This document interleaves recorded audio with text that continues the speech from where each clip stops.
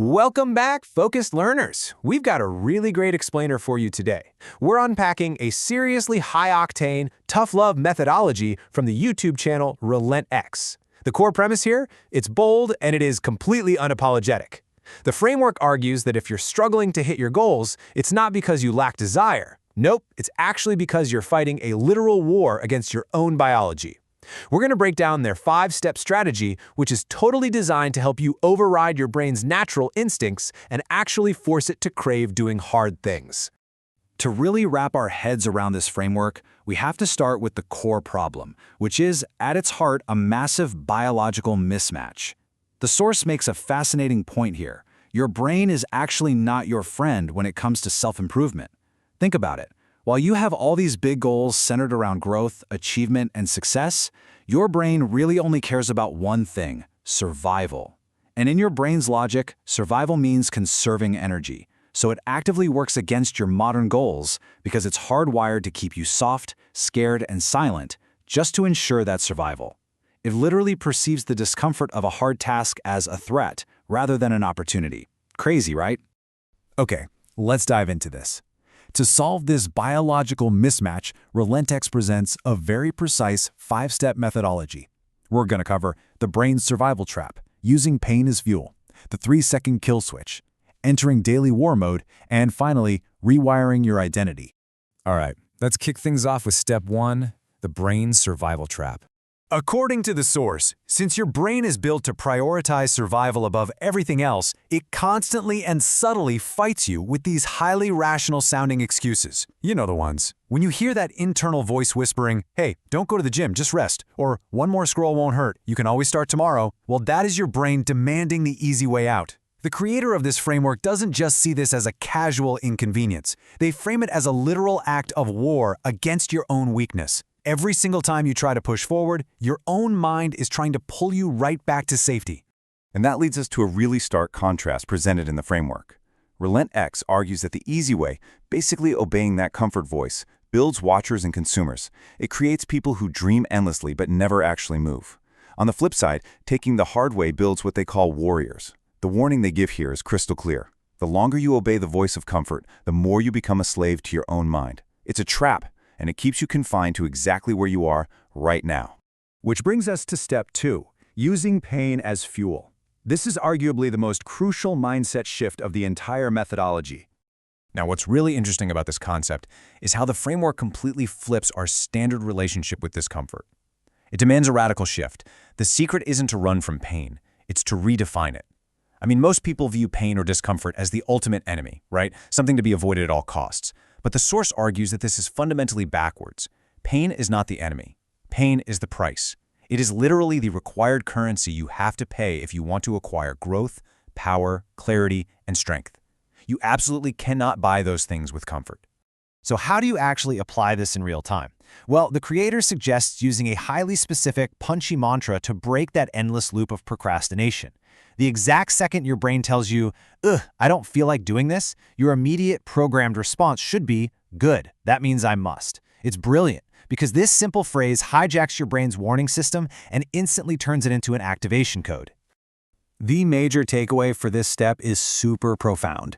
You have to stop chasing comfort and actively start chasing resistance. In this framework, pain ceases to be a warning sign telling you to stop, and instead, it becomes the literal trigger telling you it is time to act. If there's resistance, you are pointing in the exact right direction. Now let's move from mindset into tactical execution with step 3, the 3-second kill switch. This addresses the very specific and, let's be honest, universally relatable problem of hesitation. The source argues that every single time you hesitate, your brain wins, period. Hesitation just gives your mind the time it desperately needs to formulate an excuse. Because of this, you only have a window of 3 seconds to act, or you'll probably never act at all. Imagine this kinetic countdown playing in your head. At 3 seconds, doubt sets in. At 2 seconds, your mind begins to race with rationalizations. At 1 second, it's your final chance to override the system, and at 0, you move.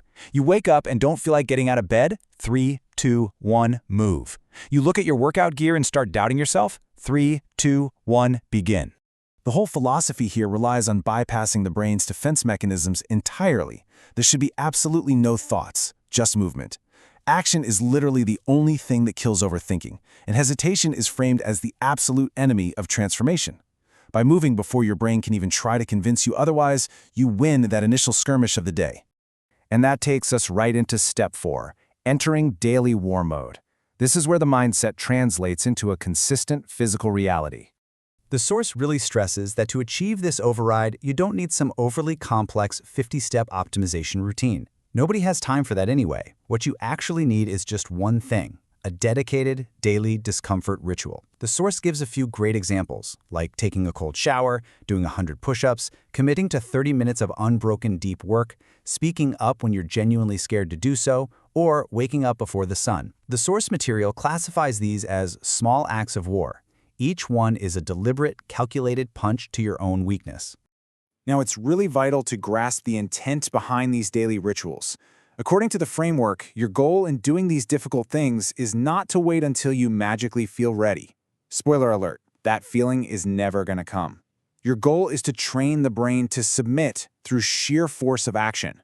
You are putting your body in motion repeatedly and aggressively until your brain simply shuts up and gets in line behind your actions.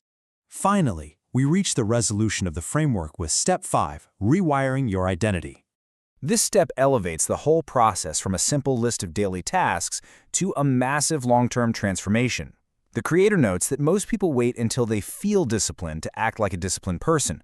But warriors don't wait to feel anything. They decide who they are, and then they act like it. The source suggests telling your brain exactly this: I'm not lazy, I just trained myself to avoid pain, but that ends today. You literally speak this new identity into existence right before you go to something difficult, and then you just repeat it tomorrow. And this brilliantly illustrates the ultimate endgame of the methodology. You aren't just rewiring your day, you are fully rewiring your identity. The source uses this awesome phrase, become the machine. The goal isn't just to stubbornly tick a difficult task off your to-do list. The goal is a profound identity shift where you become an individual who naturally thrives under pressure. You become someone whose default setting is to attack resistance rather than flee from it. The RelentX framework is definitely uncompromising, but it's entirely designed to break a cycle. The underlying message across this whole methodology is that you have obeyed the comfort-seeking, survival-driven part of your brain for long enough. Sure, letting it steer the ship has kept you safe, but let's be real, it has also kept you totally stagnant. And that brings us to the final challenge laid out by the source material. If the true goal is to stop being a watcher and start being a warrior, well, that requires a definitive break from your past. So as you look at your own goals right now and the resistance you feel toward them, will that old,